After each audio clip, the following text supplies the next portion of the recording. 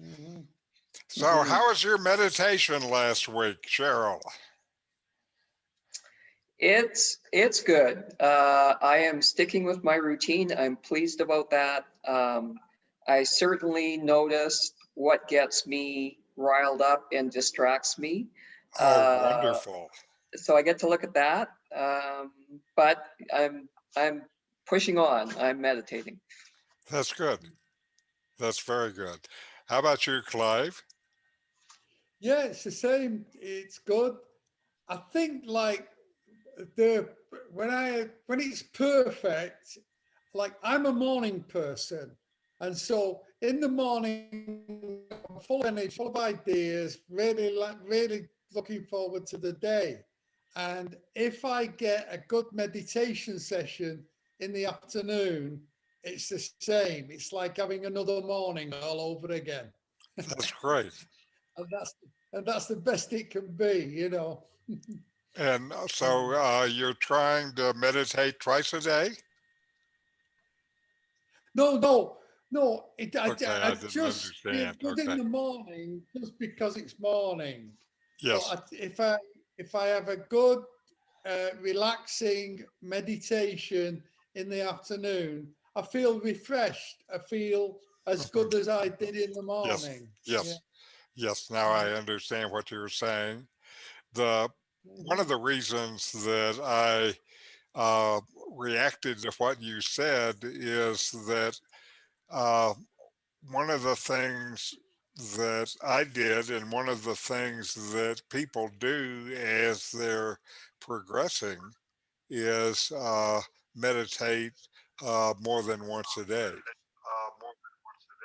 Mm. And what I found personally doing that was that somehow it sets up some kind of current or something. I can't really describe it, but it's something that is there during the day between the times of meditation where you're carrying that state with you. And anyway, I think it's a good deal. Yeah. Well, if my wife and I go out in the car and we go to the supermarket, and I'll sometimes say to her, I'm not interested. I'll just wait in the car. And Good. so she goes into the supermarket, and I sit there and I tilt the seat back a little bit and close my eyes. And, it's a meditation. If it lasts too long, it's a nap. You know? Yes. Now, one of the things I did and actually still do at the supermarket is I use the time standing in line to meditate. Mm, You're not doing yeah, anything else. And, that's right. Yeah, yeah, it's good for the mind to take that kind of break. yeah. Yeah, it's if you have waiting to do, use the time instead of being frustrated. Hmm. Hmm. Mm. Instead of it being at the effect of all of this stuff, it's different. Anyway, Yeah, very good. Very good. I'm pleased with the progress that both of you are making and the fact that you're doing it and sticking with it, and you're it sounds like it feels important for you to do that in your life now, and so that's perfect. That's perfect. Okay, so if we can get on to today's uh, meditations. First, we will just have a simple 10 minutes of mindful breathing. Breathing in, I calm my body. Breathing out, I calm my body.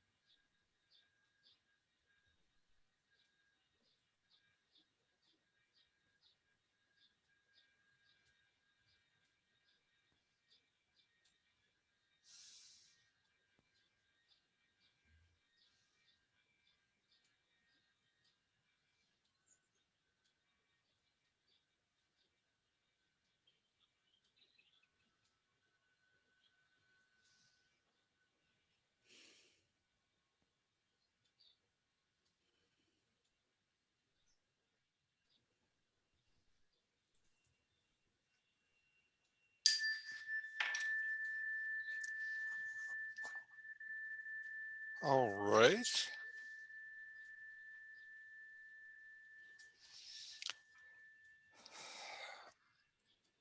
Today, I want to talk about getting deeper in your meditation.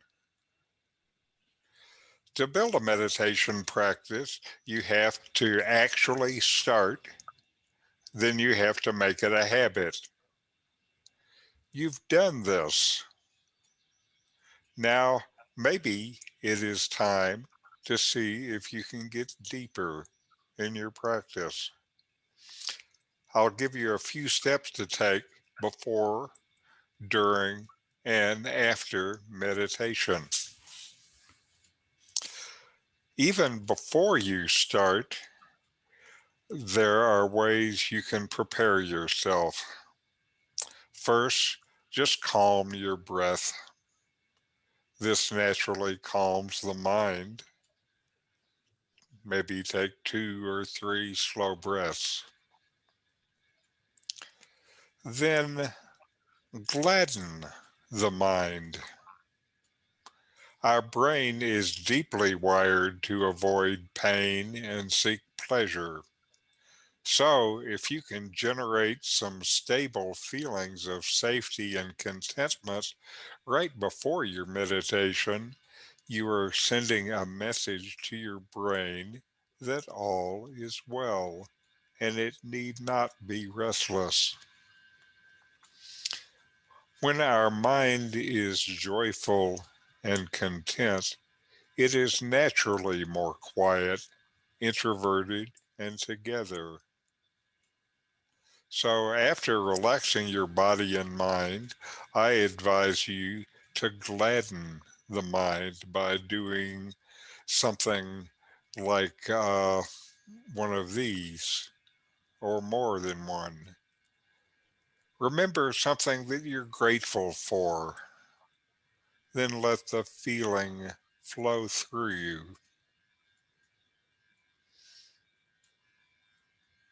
Remember the joy or the happiness of meditation, something pleasurable from a previous meditation. Tell yourself that all is safe and well in this moment. Feel good that you're taking time to heal, grow, and master your mind. Maybe start with a short chant, like saying Om 3 times, or from the Buddhist Heart Sutra. You may have heard this: Gate, Gate, Para Gate, Para Samgate, Bodhi Sava, which means literally gone, gone, gone beyond, gone utterly beyond. Enlightenment, hail.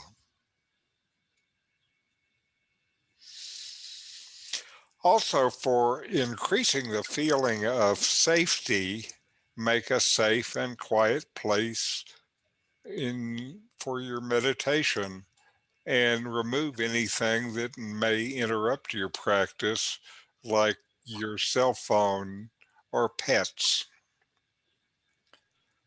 You might need to inform those around you that may need your attention to be respectful of the space and time you're allocating for your practice, and so not to create any abrupt noise or move in and out of the room. And if you can't find such a place, then use earplugs or headphones to cover your ears. Simply going through these steps is enough to calm anxiety, restlessness, and other mental agitation. You are now in a more ready state to go into deeper meditation. And that starts by having a clear and strong intention. That's the next step, is to set your intention. Take a few moments to just focus your intention before uh, practice. It can do wonders for your meditation. You can do this by saying to yourself with intention and presence something like this: for the next 15 minutes, I will only focus on my meditation. There is nothing else for me to do and nothing else for me to think about during this time. Mind, please don't disturb me. I'll start concentrating now. Determination and willpower are very important. As Swami Rama says, I can do it. I will do it. I am going to do it. This intention is a way to deepen your meditation. If you feel like you don't have good determination or willpower right now, don't worry. By practicing setting up your intention this way, you slowly start developing these muscles. Now, during meditation, don't suffer from distractions. If you're during your meditation practice, it is important never to criticize yourself or feel bad about getting distracted with thoughts. These self-critical thoughts are harmful and not in line with the spirit of good meditation. Learn to be gentle with yourself during your practice. For decades, you have trained your mind to be distracted. So it will take some time to train it to be focused. Be patient and kind with yourself. The next step is to delight in concentration. There will be moments when your mind is more focused on the meditation. When this happens, it's important to delight in it. Enjoy how quiet, stable, and unified the mind gets. Delight in it and let the feeling wash through you. Mind's most fundamental habit is to seek pleasure and well-being and to avoid pain and suffering. By teaching the mind to appreciate the joy of concentration, it starts working more towards increasing concentration and facilitating more focus. According to the Buddha, joy and happiness are two of the five factors of meditative absorption, jhana, that we talked about earlier. The more you learn to open up and enjoy your meditation, the less reasons there are for the mind to get restless thinking about other things. The five jhana factors from the Buddha are: first, initial application. You've done this. Next is sustained application. You've done this too. Next are joy, happiness, and one-pointedness. This preparation practice is very useful when your concentration is still wavering and you are building your practice. Once practice and concentration get solid and stable, however, there's no need to disturb your mind with these thoughts and intentions. Just stay there. For me, now, Simply chanting Om 3 times before meditating is enough preparation. And after meditation, a gentle transition. When the bell rings, get out of your meditation gently, not hurriedly. Keep the mind in the same state. Gently move your fingers and necks, and then open your eyes. This transition helps you bring more of the meditation feeling into your daily life. And the last suggestion to deepen your practice is to keep a journal. I highly encourage you to take some notes about how your practice went. This helps you solidify the meditation habit. It also develops a greater understanding of the working of the mind and the mechanics of meditation. A simple entry could answer these 3 questions. How long did I sit? How do I feel now? How was my mind during meditation? For the third question, you can note things like how many times you got distracted. What kind of thoughts or feelings were you experiencing? And how long you could keep focused. You can use the journal as a way of exploring your mind and what is behind these thoughts that arise. By regularly integrating these 7 keys to meditation, your practice can go much deeper, more enjoyable, and more transformative. Here is a summary. Before meditation, relax your body and breath to calm down and center yourself. Gladden the mind with gratitude or other positive feelings. Have strong intention. During meditation, don't feel bad about getting distracted and find delight in the moments of concentration. After meditation, move out of the meditation gently and take notes in your journal. All right, now we have uh, another man talking about deepening your practice. I think this will be interesting to you. I just have to get my computer to react. Here we go.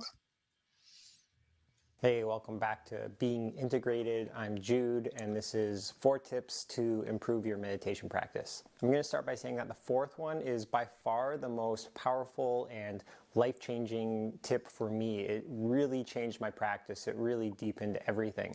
So definitely stick around to the end. But also the 3rd one might sound kind of weird and controversial, but I'll do my best to explain why I think it's helpful and important, not necessary, but it could be really valuable to add to your practice. So the first step is to set an intention before you practice. Get really clear on your intention. So when you sit down to meditate, say, okay, for the next 10 minutes or 20 minutes, however long you have set for yourself, that you're going to do your best to stay focused. Your mind's going to want to come in, you're going to want to think, and you can just put that aside for now, that there's going to be plenty of time to think later, but for now you're going to do your best to stay focused on your practice, whatever the intention of your practice is. So it's really getting clear with what the intention of your practice is, really knowing what the practice is. I just did a video called Am I Doing It Right? Like, am I meditating right? And so if you're not really clear on what your practice is and if you're doing it right, maybe check that one out so you can get more confident in your practice. And then deciding, okay, I'm going to do my best, and also being forgiving with yourself, knowing that you're not going to do it perfect. So just saying, I'm going to do my best, and whatever that is okay. So that's the first step, is setting your intention before you start practicing. Sometimes you might come in saying, oh, I know my intention, but really making it clear every time you sit down that this is what my intention is with the practice can actually help a lot. It can help to put your mind at ease and let your mind know, okay, if it slows down or calms down, that's okay. The thoughts are going to be able to come back later. Often our thoughts jump in because they feel so important. They feel like, oh, if I don't engage with these thoughts, I'm going to forget. It's something that I need to know or need to think about or need to remember. So just telling yourself that you're going to be practicing for this amount of time and you'll address the thoughts later can be really reassuring for our mind and can help us get a little more concentrated and into the practice. So the second tip is opening your heart to your experience. And this is really another way of talking about equanimity, which is something I talk about a lot on the channel. You can check out my videos on equanimity. But another way of saying this is to open your heart to your experience. So whether you're doing a focus-based practice, like focusing on your breath, or a more open awareness style of Vipassana, like focusing on different aspects of your experience, whatever you're focusing on, open your heart to that experience. Often we get so fixated on keeping our attention on the thing that we're not actually opening our heart or our body or our awareness or our being to the experience. So we really don't want to be closed down. We don't want to be tight or constricted. We want to be fully open to whatever's arising. And so meet each moment, meet each breath or each sensory experience with this open-hearted awareness. You can think of it as that same feeling of meeting someone you love, someone you care a lot about. When you see them, when you think of them, that open-hearted feeling you get, meet each sensation with that same openness. Remember, this is a practice. You know, we're going to get caught up, we're going to get tightened and constricted around our experience, we're going to forget, and that's okay. So it's also meeting our own larger sense of practice, our own follies and imperfections with that same open-heartedness. Whenever we notice our mind running away and we bring it back, meet that experience with open-heartedness and goodness and care. This is a super important one, and it's one that we often forget about and get lost in the actual pragmatic aspect of the practice. But just being in this open-hearted space and awareness, that is one of the biggest, most important pieces of practice. Okay, so the third one, which is kind of a weird one, is called dedication of merit, or at least that's what it's called in like a traditional sense. So in Tibetan Buddhism, which is the original tradition I studied in and also the tradition that my parents studied in, there's always, after the end of our meditation practice or whatever we're doing, we dedicate the merit. And the idea of merit is kind of tied to karma. It's that we gain some good merit, like it's a good deed to practice meditation, that so much of our actions are in delusion and suffering and cause suffering for others, even if we're not aware of it. And so the practice of meditation is meant to combat this. It's actually like a good deed, like we're doing something good for ourselves and for the world. So meditation practice is seen as this virtue that accumulates merit, accumulates like good karma or good deeds, and it helps us. We wouldn't be doing it if it didn't help us and improve our well-being in some way. So the dedication of merit is saying, okay, and all this goodness that I've achieved or accumulated through my practice, I'm not going to hold on to this. I'm going to give it away and give it to all sentient beings, so just like basically everyone. And this kind of sounds weird if you're not familiar with the concept. When I first started practicing, I was like, you know what, I'm working really hard. I was practicing a lot, and I was like, I don't really want to give it away, then it's all for nothing. But the reason why this is so emphasized in Tibetan Buddhism is that giving it away is really what the practice is all about. It's really what Buddhism is all about. It's challenging this egoic, self-serving part of ourselves. Practice is really about letting go of the self, letting go of us and who we think we are, and that we're so important, or that we need this or that, or that we need to feel good all the time. Practice is very much about letting go of these parts of ourselves. And there's this trap in practice. There's this trap that when we start doing a lot of meditation or spiritual practice, we start to feel better about ourselves, which isn't bad. But the risk is that we might use it to inflate our ego, to inflate our sense of self, thinking, oh, I meditate, I do these practices, I'm a better person, I'm better than these other people who don't do meditation. So the dedication of merit is really to combat this part of ourselves that wants to cling to the practice, that wants to cling to these ideas that we're so important or that we're better than others. And it's really humbling ourselves. It's saying, okay, I'm going to do all this, but I'm not even going to do it for myself. I'm going to do it for others. And this is really in the core essence of what Buddhism is all about. It is kind of about transcending the ego or the small sense of self and realizing this larger sense of beingness, that we are really interconnected with everything. So when you finish your practice, you can say, okay, any goodness or merit or whatever word you want to use, anything you've accumulated through this, it's really for the benefit of all. You just want to give it out. It's not holding on to it. It's just allowing everything to just be in the flow. It's just wishing others to be well, not doing things for ourselves. And so the trick to this is if you genuinely mean it, if you really wish for others to be well better than yourself, it actually improves the practice. The challenge is that we have to mean it. We have to really not be doing it, giving it out so we can get more back, but really giving it out because we see the beauty and the truth of not holding on to our own accomplishments, but by doing things for somebody else, it actually helps everyone. Okay, so the fourth tip for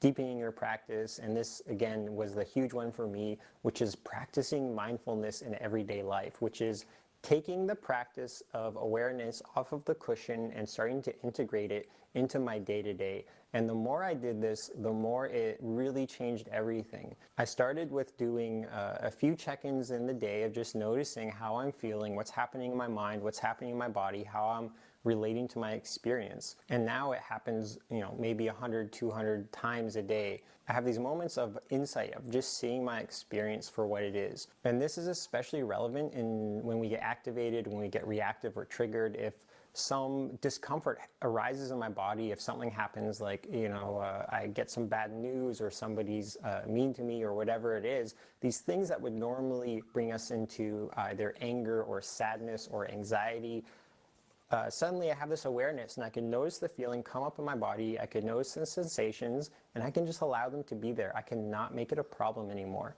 So I used to have, you could say, a bit of an anxiety issue. I would get really nervous and I'd get anxiety and I'd kind of close up around social groups. I'd close up around certain experiences. If I have a group to lead or something, or I'm teaching something, then I start feeling some anxiety before and even during, but I don't make it a problem. It's just, oh, there's the anxiety coming up. That's there. That's fine. I know I can still do this. I know I can still perform well even though the anxiety is there. So it's not crippling anymore. It doesn't have a negative impact on me.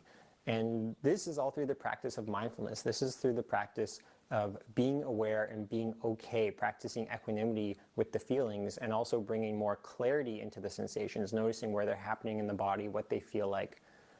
When you do this, they become less scary, they become less overwhelming, and suddenly everything just becomes a bit easier and smoother in life.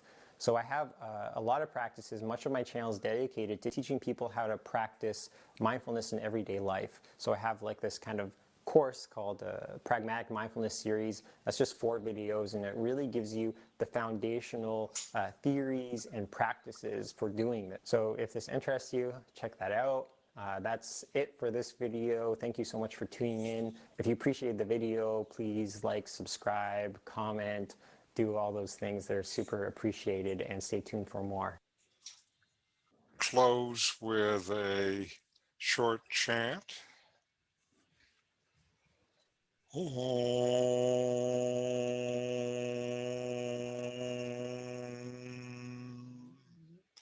Shanti, Shanti, Shanti.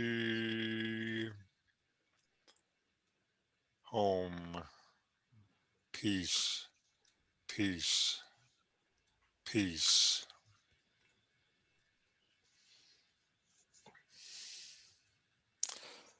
All right.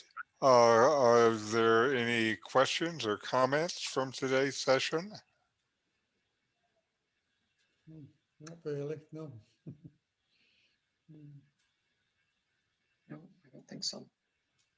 Oh, very good. I'll see you next week then, and good meditations. Thank you.